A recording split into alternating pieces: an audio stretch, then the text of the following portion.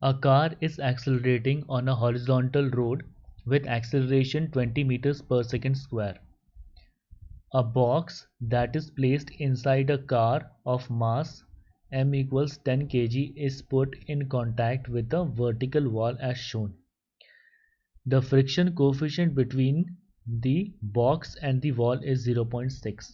ठीक है, तो बेसिकली तुम्हारा ऐसा करके वॉल हो गया, और ये वॉल जो है ये तुम्हारा कार के साथ ही अटैच्ड है, और कार जो है वो तुम्हारा 20 मीटर्स पर सेकेंड स्क्वायर एक्सेलरेशन के साथ आगे बढ़ रहा है.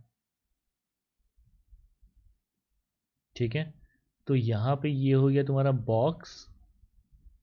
ठीक है, और इस बॉक्स का जो मास है m इज इक्वल टू हो गया तुम्हारा 10 kg. ठीक है, तो इस डायरेक्शन में स्यूडो फोर्स काम कर रहा है. स्यूडो फोर्स काम करेगा क्योंकि ये तुम्हारा ए एक्सेलरेशन के साथ जा रहा है, तो स्यूडो फोर्स तुम्हारा काम कर रहा होगा F is equal to M A. ठीक है, और इस स्यूडो फोर्स को यहाँ पे इन दोनों के बीच में जो कांटेक्ट आ रहा है, तो इसके वजह से तुम्हारा यहाँ पे एन नॉर्मल रिएक्शन फोर्स हो गया. नीचे की तरफ इसका वेट काम कर रहा है जो कि हो जाएगा mg, और ये जो डाउनवर्ड डायरेक्शन में mg फोर्स है, तो ऊपर की तरफ में तुम्हारा क्या हो जाएगा, इसको प्रोहिबिट करने के लिए फ्रिक्शन फोर्स काम करना है F1 that is equal to mu into n. ठीक है, तो हम लिख सकते हैं दैट स्यूडो फोर्स जो है that is equal to normal reaction force. ठीक है, तो अब स्यूडो फोर्स का वैल्यू लिख लेते हैं, तो F इज इक्वल टू कितना लिख सकते हैं तुम्हारा, मास इंटू एक्सेलरेशन, तो क्या हो जाएगा 10 इंटू एक्सेलरेशन हो गया 20 that is equal to 200 newton. तो जो भी तुम्हारा नॉर्मल रिएक्शन है n is equal to 200 newton. ठीक है, तो अब यहाँ से फ्रिक्शनल फोर्स का लिमिटिंग वैल्यू निकाल लेते हैं, क्योंकि म्यू का वैल्यू तुम्हारा दिया है 0.6, तो F1 is equal to 0.6 into 200. ठीक है, तो F1 इज इक्वल टू तुम्हारा हो गया 120 न्यूटन. ठीक है, ये तुम्हारा फ्रिक्शन का लिमिटिंग वैल्यू है. ठीक है, limiting value of friction force.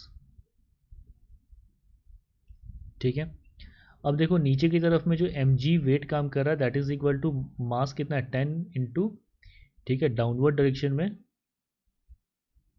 Down direction में वेट काम कर रहा है that is equal to mg which is equal to क्या हो जाएगा 10 इंटू 10. ठीक है, तो डाउनवर्ड डायरेक्शन में तुम्हारा 100 न्यूटन फोर्स काम कर रहा है यहाँ पे, और ऊपर के डायरेक्शन में कितना है 120 न्यूटन फोर्स काम कर रहा है. तो बेसिकली लिमिटिंग वैल्यू ज़्यादा है, और जो तुम्हारा फोर्स एक्सटर्नल फोर्स जो तुम्हारा डाउनवर्ड के डायरेक्शन में काम कर रहा है वो तुम्हारा कम है. तो ऐसे में फ्रिक्शन फोर्स कितना हो जाएगा, क्योंकि ये बॉडी अब तुम्हारा रेस्ट पे रहेगा, तो friction force is equal to 100 newton. ये तुम्हारा एक ऑप्शन का आंसर आ गया. देखो option B that friction force acting on the block will be 100 Newton.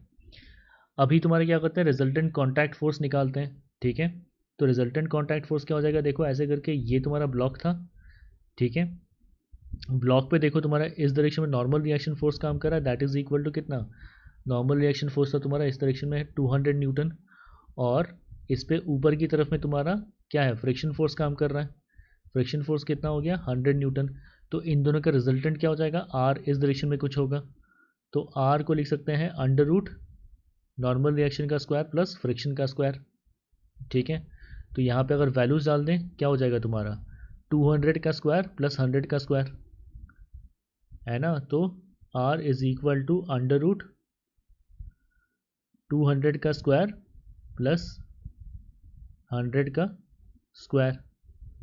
ठीक है, तो कितना हो जाएगा यहाँ पे ये 4 और यहाँ पे 1 5, तो अंदर में तुम्हारा 5 रह गया और तुम्हारा 100 बाहर आ जाएगा. तो जो रिजल्टेंट कॉन्टैक्ट फोर्स जो आ जाएगा that is equal to 100 root 5. ठीक है, तो हम देख सकते हैं ये ऑप्शन भी तुम्हारा सही है. ठीक, अब तुम्हारा चूंकि ये तुम्हारा कार के अंदर है, तो ग्राउंड के फ्रेम ऑफ रेफरेंस से तुम्हारा कार क्या है, कार तुम्हारे 20 मीटर पर सेकेंड स्क्वायर एक्सेलरेशन से जा रहा है.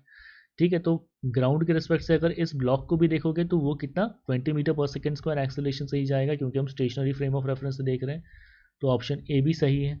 ठीक है, और जो नेट कॉन्टैक्ट फोर्स है, ठीक है, वो तुम्हारा क्या है, ड्यू टू वेट और तुम्हारा ड्यू टू तुम्हारा यहाँ पे नॉर्मल रिएक्शन और तुम्हारा ये फ्रिक्शन फोर्स आ रहा है, और फ्रिक्शन फोर्सेस का ओरिजिन जो है that is electromagnetic in nature. तो ऑप्शन डी भी तुम्हारा सही है. तो इस क्वेश्चन के लिए all The options are correct.